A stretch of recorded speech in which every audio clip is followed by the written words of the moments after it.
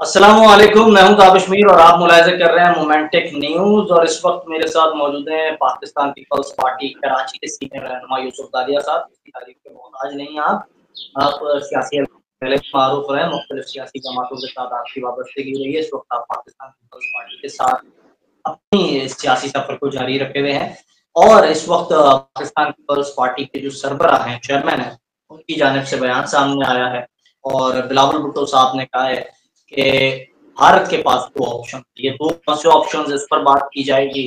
नरेंद्र मोदी को सस्ता नेतन्याहू बिलावल भुट्टो ने करार दिया है। इसके अलावा बिलावल भुट्टो साहब जो ये तमाम बातें तो करते हुए दिखाई दे रहे हैं, लेकिन इस वक्त उनकी सियासी हलकों में काफी ज्यादा पजीराई दिखाई दे रही है। उन्होंने खुद ने जो है इस मौजू पर भी बात की और ईरान से मुताल्लिक जंग पर भी उन्होंने अमेरिका के अटैक की मत की। तो इस पर यूसुफ दारिया साहब क्या कहेंगे? सबसे पहले जिस अंदाज से हमें लग रहा है इस वक्त बिलावल भुट्टो साहब सियासी हलकों में काफी ज्यादा मुतारिक दिखाई दे रहे हैं, क्या कोई खास वजह है इसकी? बिस्मिल्लाहिर्रहमानिर्रहीम। बहुत बहुत शुक्रिया ताबिश भाई आपका और आपके चैनल का।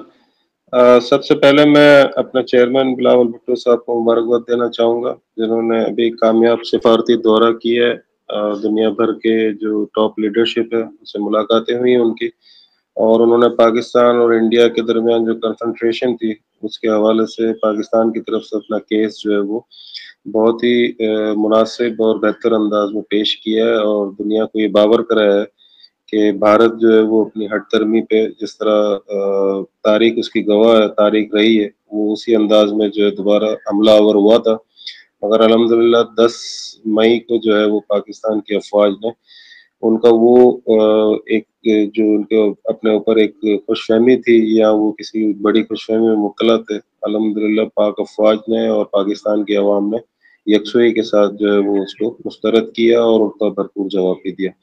तो बिलावल भुट्टो साहब की जो सिफारतकारी है वो भी इस हवाले से काफ़ी मुफीद और मुस्बत रही, तो उसके बिल्कुल मुबारक के मुस्तहिक हैं।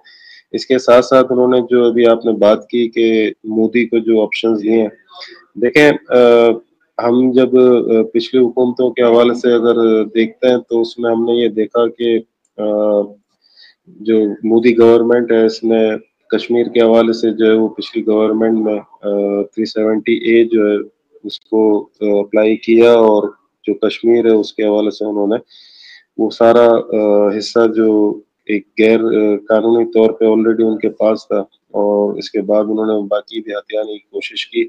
8 लाख अफवाज के साथ जो है वो निहत्ते कश्मीरियों के ऊपर जो है वो जैसे हमलावर थे, उसको उन्होंने मज़ीद जो है वो तक़वियत बख्शी, और इसके ऊपर जो हमारी पिछली गवर्नमेंट का जो रद्द-ए-अमल था, वो इंतहाई जो है वो मायूसकुन और पसपाई वाला नज़र आया बहैसियत पाकिस्तानी। तो इस हवाले से मैं अगर बिलावल भुट्टो साहब की स्पीच और उनकी बिलावल भुट्टो साहब बहैसियत फॉरेन मिनिस्टर जो है पाकिस्तान को रिप्रेजेंट करते हुए दिखाई दे रहे हैं। सफारती मार्च पर वो पाकिस्तान को रिप्रेजेंट करते हुए दिखाई दे रहे हैं। तो आप समझते हैं जो कश्मीर का केस है उसको बिलावल भुट्टो साहब ने सही तरीके से पुट ऑन किया है? अभी तक उन्होंने कश्मीर से कंसर्न में कोई खास बयान नहीं दिया है। नहीं, कश्मीर उन्होंने जब पाकिस्तान और इंडिया के कन्फ्रंटेशन की बात की है, और जैसा कि आप जानते हैं कि इस सारे जो कॉन्फ्लिक्ट है उसके जो सालसी यानी कि डोनाल्ड ट्रंप साहब थे, जो वो उसके मेडिएटर के तौर पर सामने आए पूरी दुनिया में, तो उनकी जो बात अगर आप देखें, उनका जो पहला जो अनाउंसमेंट था 10 मई के बाद पाकिस्तान और इंडिया का जो कॉन्फ्लिक्ट था उसको जो है वो उन्होंने स्टॉप किया वहाँ पर, और उनकी पहली जो बात थी वो यही थी कि पाकिस्तान और इंडिया के दरमियान जंग बंदी के बाद जो है अगर पाकिस्तान और इंडिया कश्मीर के हवाले से भी चाहें तो मैं उसमें भी अपना किरदार अदा करने के लिए मौजूद हूँ। तो इसका मतलब ये हुआ कि कश्मीर जो है, और जैसे कि पाकिस्तान की हुकूमत और पाकिस्तान की जो एस्टेब्लिशमेंट है वो हमेशा आपको पता है कश्मीर के साथ यकजहती करती हुई आई है, और उनको यकीन भी दिलाया और इस मौक़िफ़ के ऊपर ही डटे रहे कि इंडिया से अगर किसी भी सूरत-ए-हाल पे बात होगी तो उसमें कश्मीर जो है वो एजेंडा दारिया साहब, इसको बिलावल भुट्टो साहब हिंदुस्तान को दो ऑप्शंस दे रहे हैं।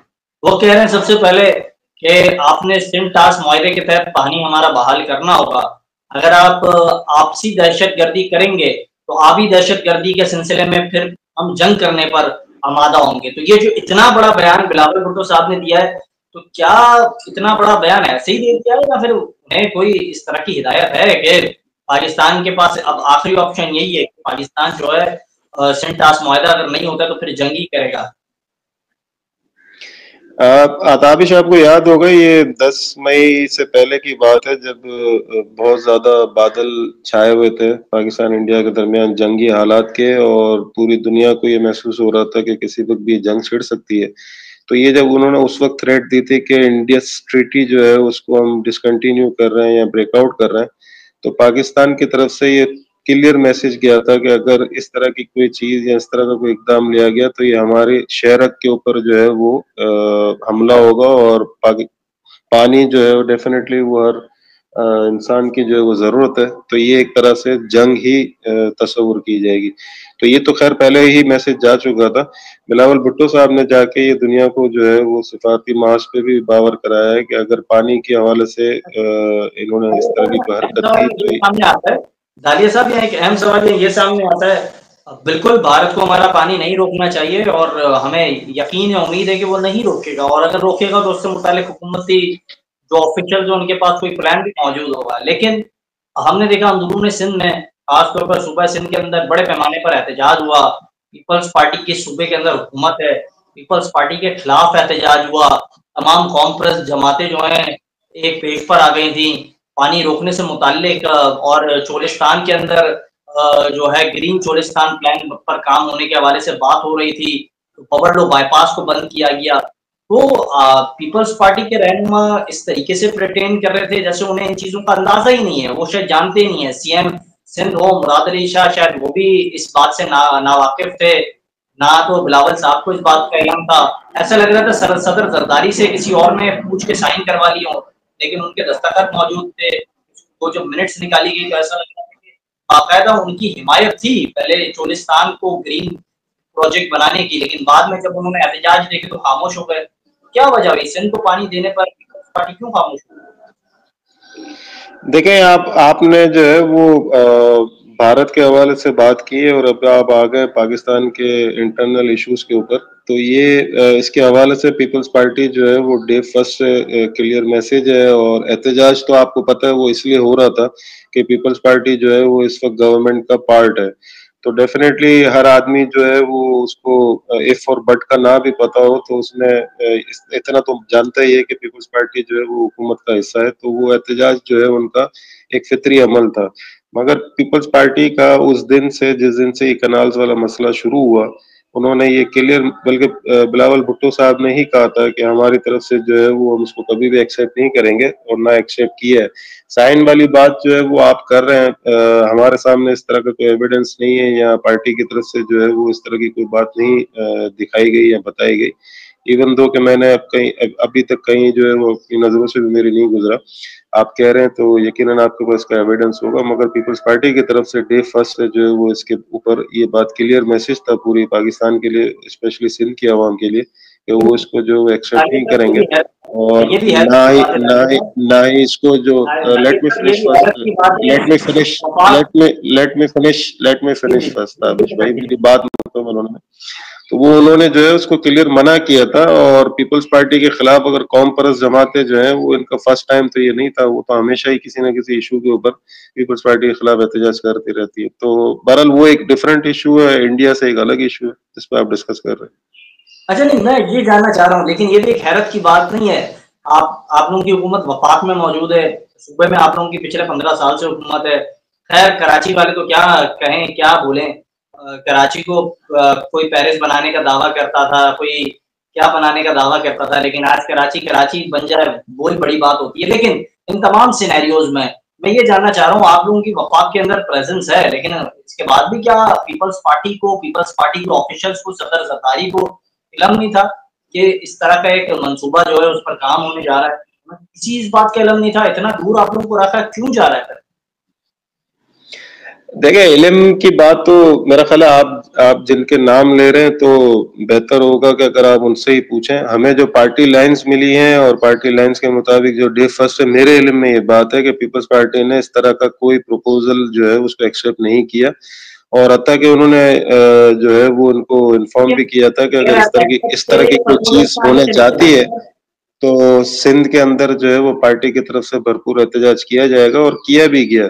कुछ जगहों पर डिफरेंसेस थे पार्टी और नेशनलिस्ट पार्टी के दरमियान, तो वहाँ उन्होंने पीपल्स पार्टी के अगेंस्ट जो है वो प्रोटेस्ट किए।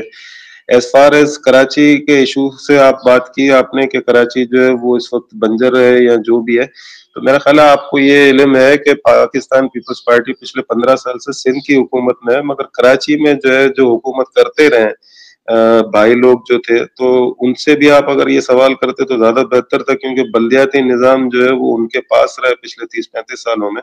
पीपल्स पार्टी जो है उसने परफॉर्म किया है, तो ये फर्स्ट टाइम जो है मेयर मुर्तजा वहाब जो है उन्होंने कराची को जो है वो इस वक्त वो ड्राइविंग सीट पे हैं, और उनकी ज्वाइनिंग के बाद से ये मैं आपको दावा कर रहा हूँ, मैं भी खुद कराची में रहता हूँ और बीइंग अ कराचीआइट, कराची के अंदर बहुत बड़े बड़े प्रोजेक्ट्स हैं जिसमें green line red line buses के जो है वो रूट्स इस वक्त तैयार हो रहे हैं मुख्तलिफ जगहों पे। काफी जगहों पे जो है वो पार्क्स जो है उनको बेहतर किया गया है। सफारी पार्क उसमें वन ऑफ द मोस्ट है जो इस वक्त बहुत ही जबरदस्त जा रहा है। इसके बाद कराची का चिड़ियाघर जो है उसको काफी बेहतर किया गया। इसके अलावा K3 जगह जो मंसूबा है उसके लिए भी रिसेंट पास जो बजट गया उसके अंदर उन्होंने फंड्स जो है वो एलोकेट करवाए।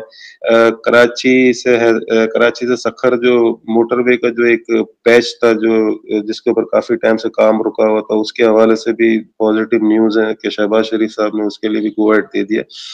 तो ये कह देना बहुत आसान है कि कराची के लिए इस वक्त आपको मैं बताऊं, कराची में आप कहीं पे भी निकले, कहीं कहीं पे भी कराची में कहीं भी निकलेंगे, अगर कोई डेवलपमेंट का काम हो रहा है तो पीपल्स पार्टी ही करवा रही है। बात करें, आपने बिल्कुल कुछ चीजों की निशानदेही की। कराची के अंदर कोई सस्ती तफरीका मौजूद नहीं है। आपने सफारी पार्क की बात की, वो सफारी पार्क पीपल्स पार्टी ने उस पर बिल्कुल काम किया होगा, लेकिन उसको कमर्शियलाइज कर दिया।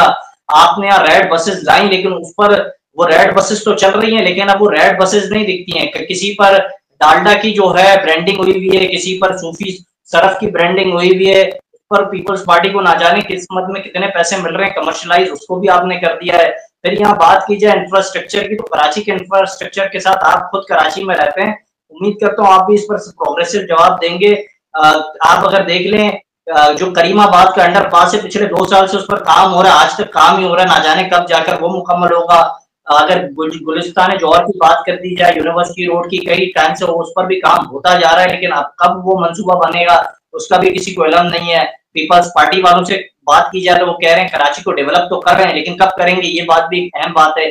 फिर साथ साथ जो हम देख रहे हैं टैंकर माफिया का कराची में राज है, 4 के मंसूबा उस पर बात की जा रही थी, पानी लाया जाएगा, कराची वालों को पानी दिया जाएगा।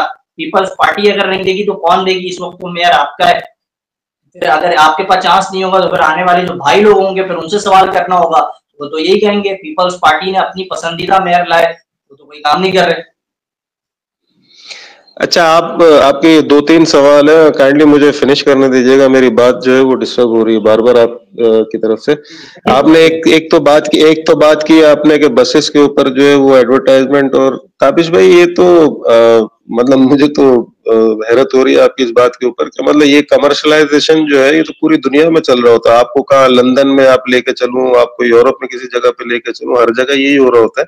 और ये पीपल्स पार्टी को इसके कैसे पैसे बच सकते हैं जब वो अंडर द सुपरविजन जो है वो कराची मेट्रोपॉलिटन ट्रस्ट और कराची मेट्रोपॉलिटन कॉर्पोरेशन के अंडर ये सारी चीजें चल रही हैं। तो ये तो बिल्कुल आपकी अजीब सी मुझे बात लगी। अगर उससे कोई रेवेन्यू जनरेट हो भी रहा है तो वो भी उधर कराची के डेवलपमेंट फंड में ही उसका जा रहा है पार्ट।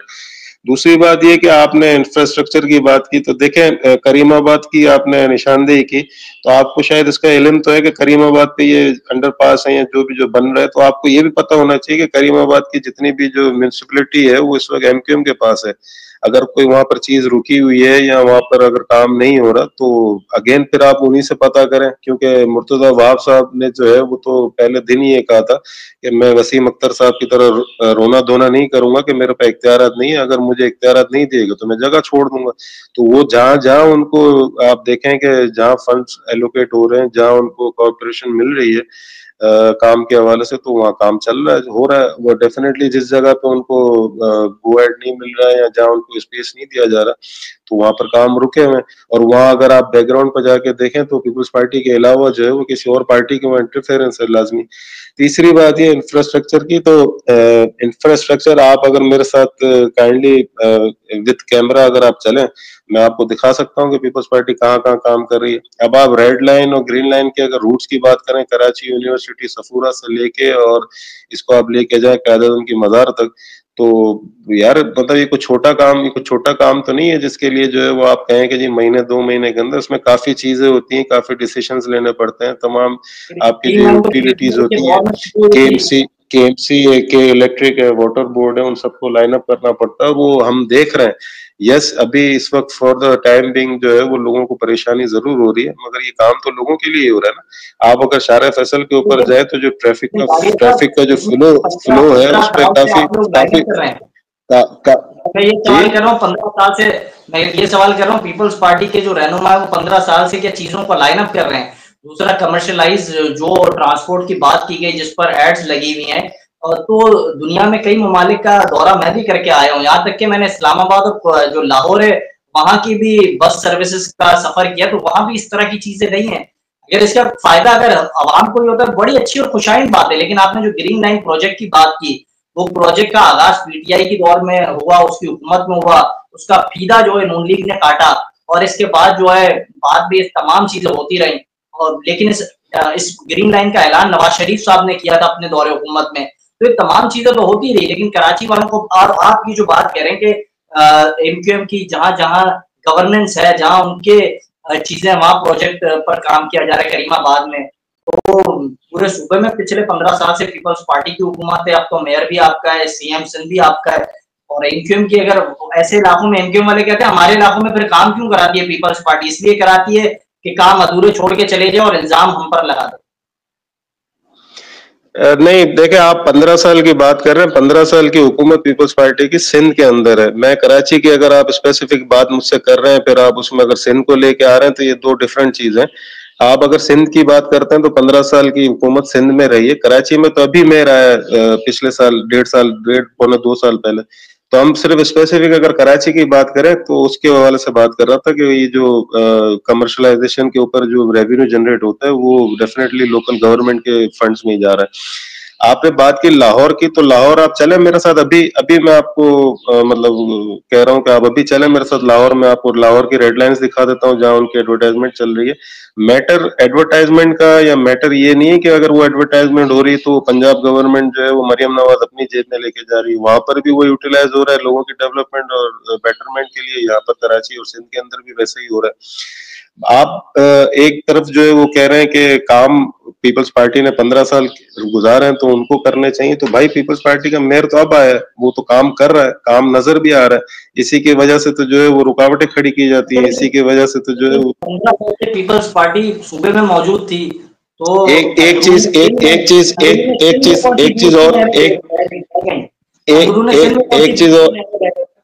चीज और मैं कंप्लीट कर दूं। आपने ग्रीन लाइन की बस की बात की थी, तो ग्रीन लाइन जो है वो मियां नवाज शरीफ साहब ने उसकी बुनियाद रखी थी। शाहिद खाकान अब्बासी उस वक्त वजीर आजम थे। पीटीआई के दौर में तो सिर्फ उसका फीता काटा गया था, और वो फीता ही काटा, इसके बाद ना उन्होंने उसको मेंटेन किया ना कुछ भी। वो तो फिर यहाँ पर सिंध गवर्नमेंट की मदद से ही वफाक ने जो है उसको कंटिन्यू किया हुआ आज भी। और वो नून लीग का क्लेम अपनी जगह ठीक है कि ये उनका प्रोजेक्ट था और उन्होंने अपने तौर पे वो बिल्कुल उसको सही इनॉग्रेशन किया था।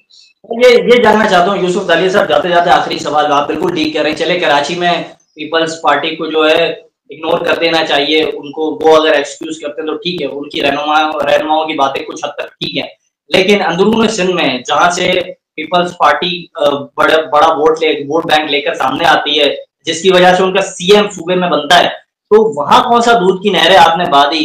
आज तक पक्के और कच्चे के डाकुओं से सिंध की जो कौम है, अवाम, उसको तो निजात हासिल हुई नहीं। लाखाने में कौन सा आपने ऐसा जबरदस्त इंफ्रास्ट्रक्चर बना दिया, स्कूल्स बना दिए, हॉस्पिटल्स बना दिए।